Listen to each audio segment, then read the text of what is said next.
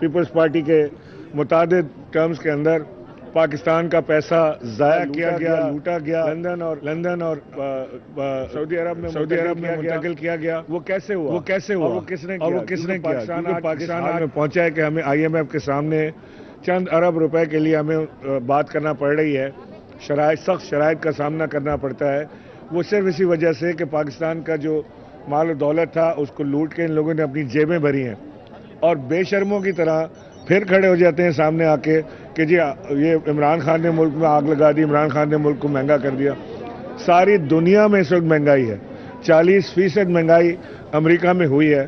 جو 40 سالہ ان کی ریکارڈ ٹوٹا ہے مہنگائی کا، 40% نہیں 40 سالہ ان کا مہنگائی کا ریکارڈ ٹوٹا ہے.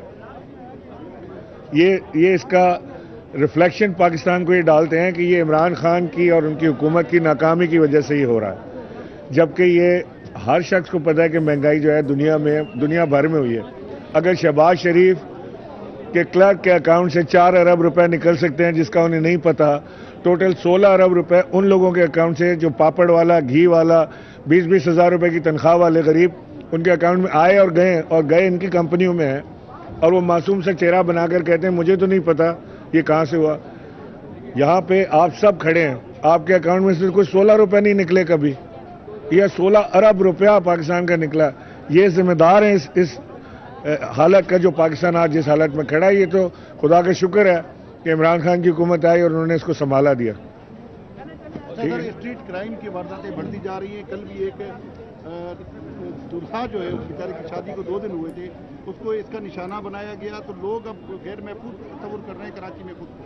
دیکھیں، میں ہمیشہ یہ بات کہتا ہوں کہ کراچی جیسا شہر اسمارٹ سٹی بنے بغیر کراچی میں کرائم کنٹرول نہیں ہو سکتا.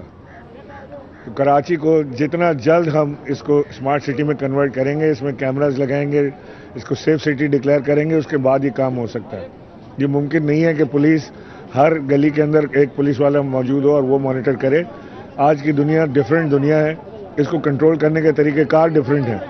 تو یہ سندھ حکومت کو چاہیے کہ وہ جلد سے جلد اسمارٹ سٹی کی طرف قدم بڑھائے.